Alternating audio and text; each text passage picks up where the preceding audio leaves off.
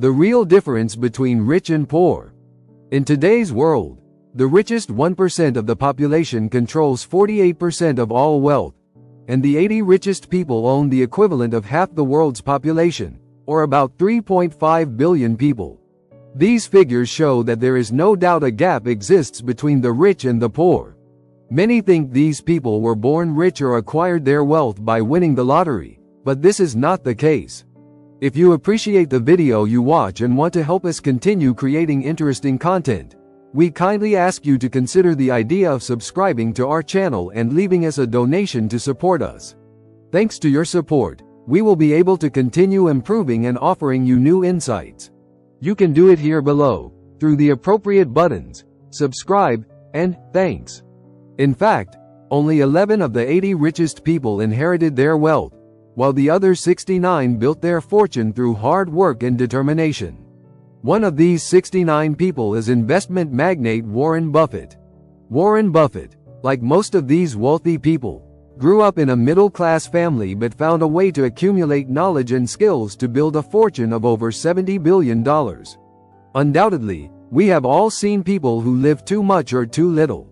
Of course, the most obvious answer to this question is that the rich have much more money than the poor, but I'm talking about reasons that go beyond dollars and cents. If you think about it, rich and poor live in the same city, have the same jobs, and even though there are only 24 hours in a day, one can live on a salary while the other can have more money than they can spend in a lifetime.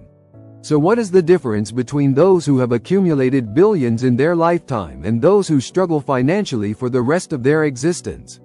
Let's use the example of my rich friend John and my poor friend Tim to illustrate the difference between these two people. Before we begin, it's important to note that both John and Tim have similar IQs, come from middle-class families, and live in the same city. In short, they have no advantages over each other, but they have opposite amounts in their bank accounts. On a Monday afternoon, John and Tim return home from work. When Tim gets home, to relieve the fatigue of a long day, he lies down on the couch, turns on Netflix, and mindlessly watches television for hours. Tim's boss encourages him to read more to improve his chances of getting a promotion this year, but Tim neglects to read. When John gets home, he immediately connects to the computer and starts studying. Hours pass as he reviews grades for the upcoming exam. John already has a master's degree and several qualifications, but he continues to dedicate several hours each evening to a different qualification so he can advance his career faster. In fact, John recently discovered that one of his idols, Dan Lok, invests $500,000 a year in continuous training. John decided that if millionaires spent so much time and money learning new things, he should do the same. So the biggest difference between the rich and the poor is that the rich never stop learning. The next day, Tim's boss started distributing bonuses to all employees.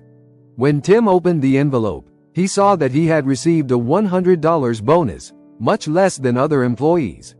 Tim went to his boss and complained that he had been working at the company for 10 years and that the bonus was embarrassing. His boss also pointed out that Tim didn't stay late to help the team and that his productivity had decreased every year since he joined the company. On the other side of town, John is working on an ongoing project when his boss approaches him. The boss hands him an envelope, and he opens it to find a check for $10,000 made out to himself. John is surprised and very grateful for the award. His boss explains that John has been working hard lately and that his latest project has saved the company $1 million in operating expenses. So it was the least they could do to honor him. In other words, the rich sell value, the poor sell time. The following week, Tim counted down the days until Thursday, when his paycheck was due. As soon as he received the check from his boss for 2 weeks, he rushed to the bank and started paying all his creditors. He had to pay the landlord, the electric company, and of course, the monthly income tax. At the end of the month, Tim decided to check his savings. When he looked at his balance, he realized that not only had he not saved anything, but his account balance was lower than the previous month. Tim had no idea where the money had gone. When John received his paycheck, $500 was automatically deducted and deposited into a savings account that he couldn't access. Once he made sure his savings for the month were covered, John paid the mortgage, bills, and income tax to the government. At the end of the month, John smiles when he realizes that his savings have increased again, making him even richer. So the third difference is that the rich pay themselves first, and the poor pay themselves last. One evening, while watching TV after work, Tim sees an advertisement for a new high-definition television. The price of the TV is $1,000. This is the only amount Tim can spend in a year on entertainment equipment purchases. While considering this purchase, Tim also wants to buy the new PlayStation, but the $500 doesn't allow him to buy both. Tim pouts, thinking his boss is a jerk and that he could have both things if he gave him more bonus money. After passing his exams, John wants to reward himself for his hard work and decides to buy a new game console and a TV. John also only has $1,000 in his budget for purchases, but he would like to buy both a state-of-the-art TV and a PlayStation console. Instead of deciding on one or the other, John thinks about how to get both. John considers taking on additional consulting work to earn the $500 needed to cover the cost of the PlayStation and build himself the perfect gaming console to celebrate his great success. The fourth difference is that the rich are growth-oriented, and the poor are stability-oriented. Tim hates going to work every day, so he treats himself to a Starbucks Frappuccino as part of his morning routine. Knowing he can't go to work for even a few hours without a sugar-laden cappuccino, Tim is happy to trade his $5 a day for morning caffeine.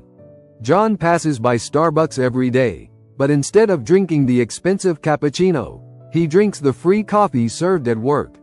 Sure, it doesn't taste the same as Starbucks coffee, but to him, it's worth saving $5 a day. John has saved $5 a day for a year and now has $1,500.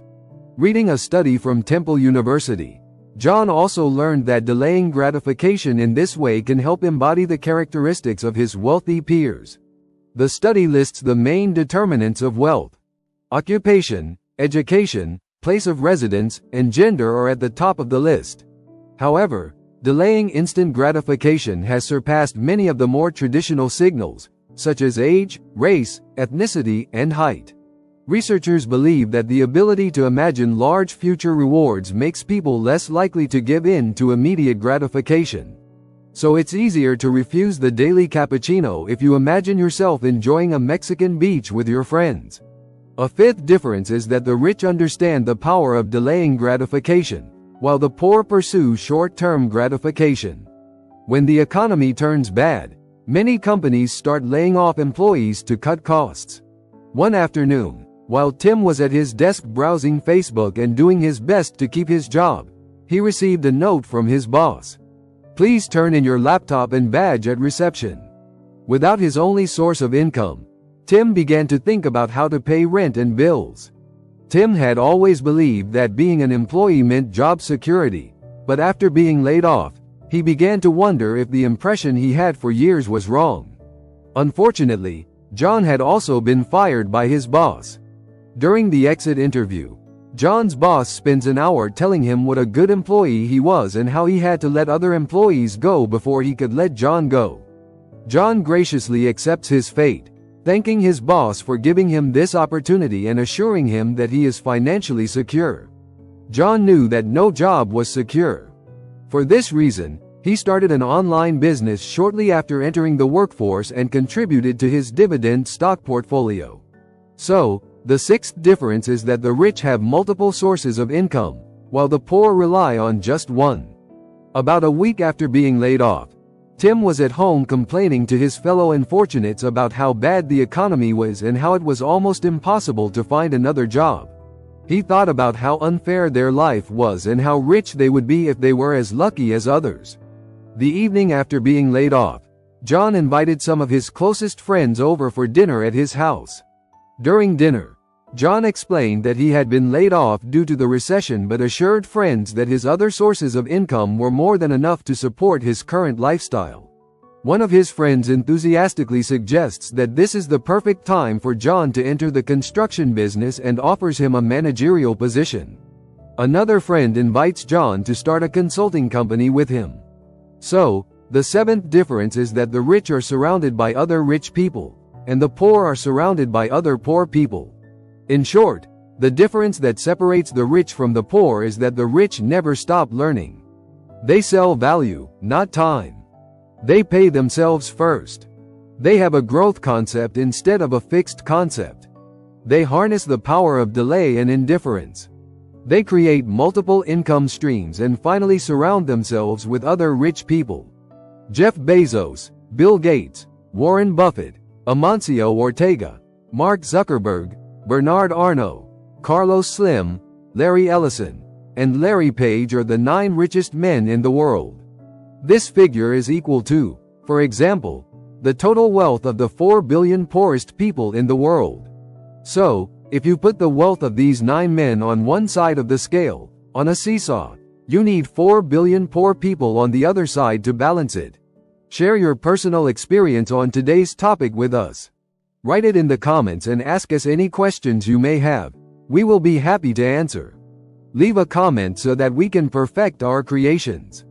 We will be happy with your simple like, but the most important thing is not to forget to subscribe to the channel so you don't miss the upcoming videos.